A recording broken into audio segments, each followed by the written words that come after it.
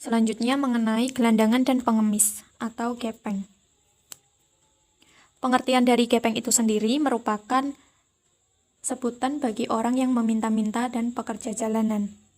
Menurut definisi Departemen Sosial Republik Indonesia, mendefinisikan bahwa gelandangan sebagai sebutan untuk orang yang hidup dalam keadaan yang tidak layak, tidak mempunyai tempat tinggal, juga pekerjaan tetap yang hidupnya mengembara di ruang publik.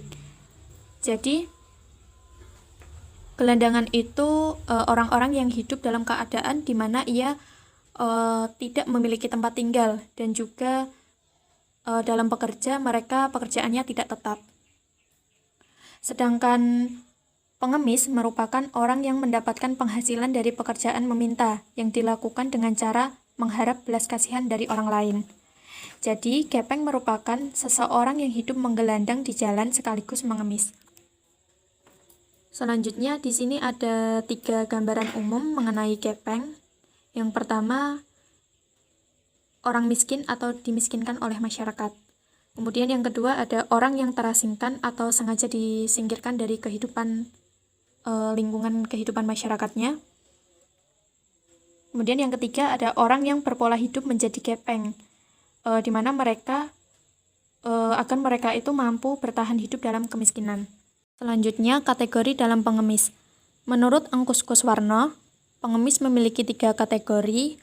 Yang pertama ada pengemis berpengalaman. Pengemis berpengalaman ini merupakan orang yang menetapkan hidupnya untuk meminta, padahal sebenarnya mereka itu masih mempunyai peluang lain selain bekerja sebagai pengemis. Selanjutnya ada pengemis kontemporer atau pengemis masa kini, di mana pengemis ini mengikuti perkembangan kebutuhan kekinian.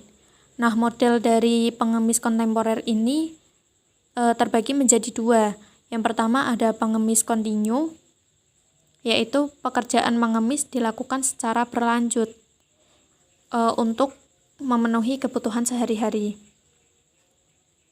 Selanjutnya ada pengemis temporer, yaitu pekerjaan mengemis hanya bersifat sementara, sehingga sering disebut dengan pengemis musiman. Nah, pada umumnya, pengemis temporer ini dilakukan pada waktu tertentu untuk mencari tambahan pendapatan mereka.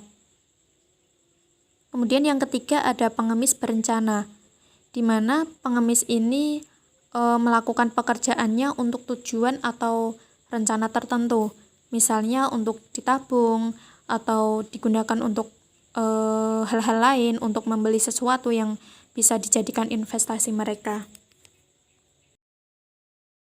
Selanjutnya, penyebab masalah sosial gelandangan dan pengemis. Di sini ada beberapa faktor penyebab. Yang pertama ada kemiskinan yang menyebabkan seseorang tidak mampu memenuhi kebutuhan dasar dan juga tidak dapat mengembangkan kehidupan pribadi maupun kehidupan dalam mencukupi keluarga secara layak. Kemudian yang kedua ada faktor pendidikan. Jadi seorang gelandangan dan pengemis tingkat pendidikan mereka itu relatif rendah, sehingga menjadikan mereka kesulitan atau kendala bagi mereka dalam memperoleh pekerjaan yang layak. Kemudian yang ketiga ada keterampilan kerja yang minim. Kemudian faktor sosial budaya, di mana faktor sosial budaya ini sangat mempengaruhi seseorang menjadi gelandangan dan pengemis.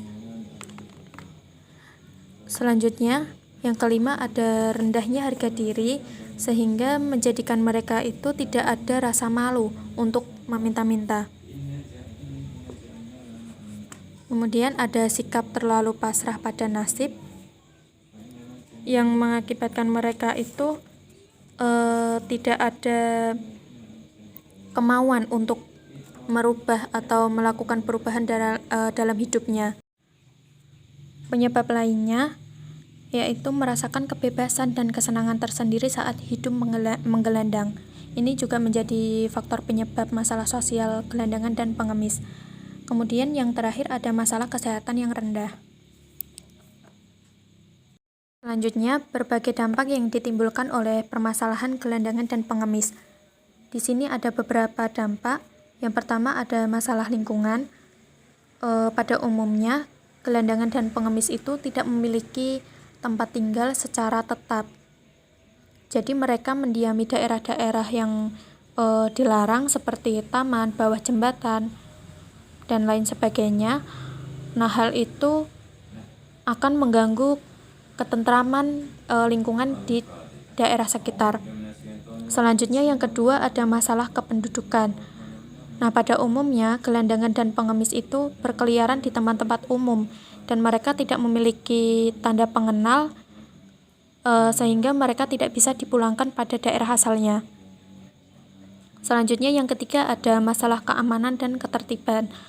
Maraknya gelandangan dan pengemis di suatu wilayah dapat menimbulkan kerawanan sosial serta mengurangi keamanan dan ketertiban di daerah tersebut.